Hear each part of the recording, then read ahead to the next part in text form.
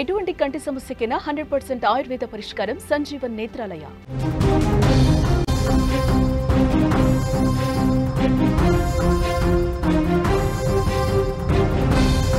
Breaking news చూస్తున్నాం. రాజకీయాలపై మాజీ మంత్రి మల్లారెడ్డి ఆసక్తికర వ్యాఖ్యలు చేశారు. కొన్నాళ్ల నుంచి పార్టీ మారతాడంటూ వస్తున్న వార్తలపై స్పందించారు.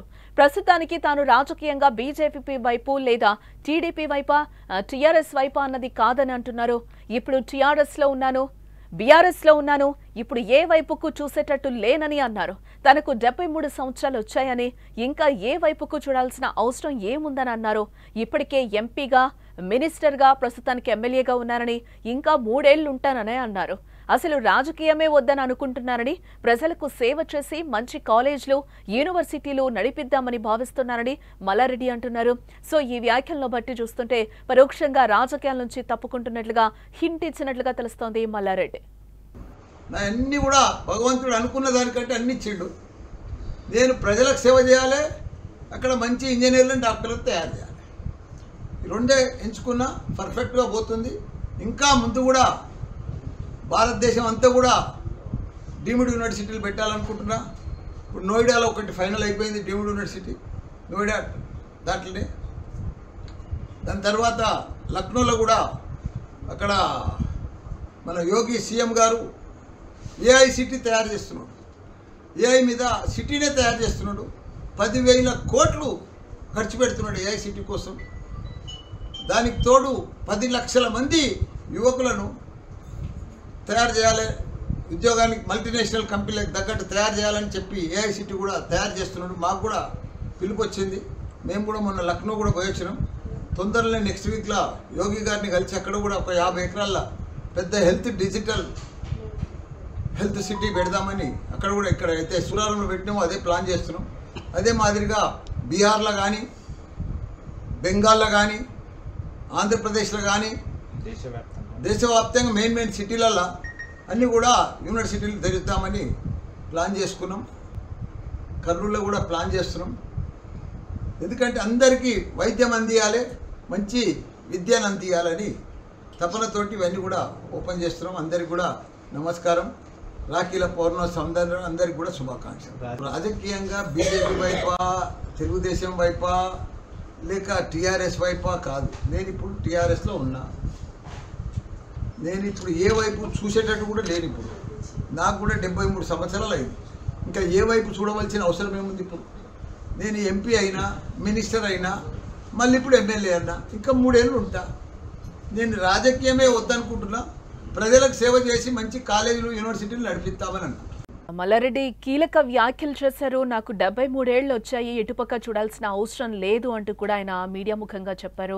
అందరికీ సేవ చేయాలనే ఉద్దేశంతోనే ఉన్నానని కూడా అంటున్నారు. ఇప్పుడు బీఆర్ఎస్లోనే ఉంటున్నాను, అన్ని పదవులు అనుభవించాను, ఇప్పుడు నాకు ఎలాంటి రాజకీయం అవసరం లేదు అంటూ కూడా ఆయన చెప్పడం జరుగుతుంది. ఇది ఒక ఆసక్తి చర్చకైతే దారితీసిందని కూడా చెప్పుకోవచ్చు. మల్లారెడ్డి ఒక మామూలు వ్యక్తి నుంచి ప్రముఖ రాజకీయ నాయకుడిగా ఎదిగారు. ఎన్నో విద్యా సంస్థలను కూడా ఆయన స్థాపించడం జరిగింది. హైదరాబాద్లోని బోయిన్పల్లిలో జన్మించిన మల్లారెడ్డి కష్టపడి పైకొచ్చారు. చిన్నతనంలో పాల వ్యాపారం చేస్తూ జీవితాన్ని ప్రారంభించారు ఆయన. ఆ తర్వాత విద్యారంగంలో రాణించాలని మల్లారెడ్డి గ్రూప్ ఆఫ్ ఇన్స్టిట్యూషన్స్ స్థాపించారు.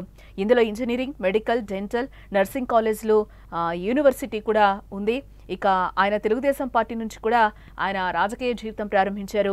మల్లారెడ్డి మొదటగా తెలుగుదేశం పార్టీ నుంచి 2014లో జరిగిన సాధారణ ఎన్నికల్లో మల్కాజ్గిరి లోక్సభ నియోజకవర్గం నుంచి ఎంపీగా పోటీ చేసి విజయం సాధించారు. ఆ ఎన్నికల్లో తెలంగాణలో టీడీపీ నుంచి గెలిచిన ఏకైక ఎంపీగా మల్లారెడ్డి నిలిచారు.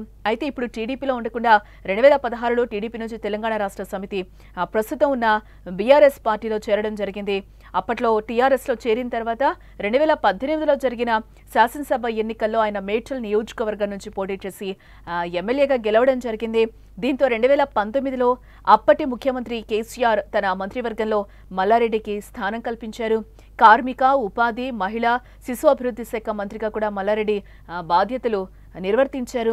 తనకు రాజకీయ వారసుడు లేడని, 25% రాజకీయంపై ఆసక్తి ఉంటుందని, ఫోకస్ మొత్తం విద్యా సంస్థలపైనే ఉందని కూడా గతంలో ఒకసారి మల్లారెడ్డి అన్నారు. యూనివర్సిటీలు కొన్ని తరాలైనా ఉంటాయి, చరిత్రలో నిలిచిపోతాయని అంటున్నారు. విద్యా సంస్థలకు పిల్లలంతా వారసులేనని, అందరికీ అధికారం ఉందన్నారు. ప్రపంచంలోనే అత్యుత్తమ డాక్టర్లు, ఇంజనీర్లను తయారు చేయడమే తన జీవిత లక్ష్యమని కూడా మల్లారెడ్డి అంటున్నారు కేసీఆర్ హయాంలో తాను లేబర్ మినిస్టర్గా అద్భుతంగా పనిచేశానని కూడా ఆయన చెప్తున్న సందర్భం మనకు కనిపిస్తుంది. రాజకీయాలపై మాజీ మంత్రి మల్లారెడ్డి కొన్ని ఆసక్తికర కీలక వ్యాఖ్యలు చేశారని చెప్పుకోవచ్చు. కొన్నాళ్ల నుంచి పార్టీ మారుతారంటూ కూడా వస్తున్న వార్తలపై ఆయన స్పందించడం జరిగింది. ప్రస్తుతానికి తాను రాజకీయంగా బీజేపీ వైపా లేదా టీడీపీ వైపా లేదా బీఆర్ఎస్ వైపా అన్నది కాదు అని అంటున్నారు. ఇప్పుడు నేను బీఆర్ఎస్ లో ఉన్నాను, ఇప్పుడు ఏ వైపుకు చూసేటట్టు లేనని కూడా ఆయన అంటున్నారు. తనకు 73 సంవత్సరాలు వచ్చాయని ఇంకా ఏ వైపుకు చూడాల్సిన అవసరం ఏముందని కూడా ఆయన క్వశ్చన్ చేస్తున్నారు. ఇప్పటికే ఎంపీగా, మినిస్టర్గా, ప్రస్తుతానికి ఎమ్మెల్యేగా ఉన్నానని, ఇంకా 3 ఏళ్లు ఉంటానని కూడా అంటున్నారు. అసలు రాజకీయమే వద్దు అని అనుకుంటున్నారని, ప్రజలకు సేవ చేసి మంచి కాలేజ్లు, యూనివర్సిటీలు నడిపిద్దామని భావిస్తున్నానని కూడా మల్లారెడ్డి మీడియా ముఖంగా కూడా చెప్తున్నారు. సో ఈ వ్యాఖ్యలను బట్టి చూస్తుంటే పరోక్షంగా రాజకీయాల నుంచి తప్పుకుంటున్నట్లు హింట్ ఇచ్చినట్టుగా తెలుస్తోంది మల్లారెడ్డి. నా అన్నీ కూడా భగవంతుడు అనుకున్న దానికంటే అన్ని ఇచ్చిండు. నేను ప్రజలకు సేవ చేయాలి, అక్కడ మంచి ఇంజనీర్లను, డాక్టర్లను తయారు చేయాలి. ఈ రెండే ఎంచుకున్నా పర్ఫెక్ట్గా పోతుంది.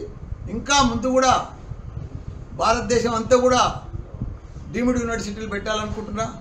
ఇప్పుడు నోయిడాలో ఒకటి ఫైనల్ అయిపోయింది, డీమ్డ్ యూనివర్సిటీ నోయిడా దాంట్లోనే.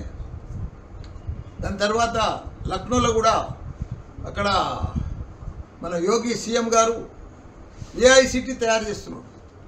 ఏఐ మీద సిటీనే తయారు చేస్తున్నాడు.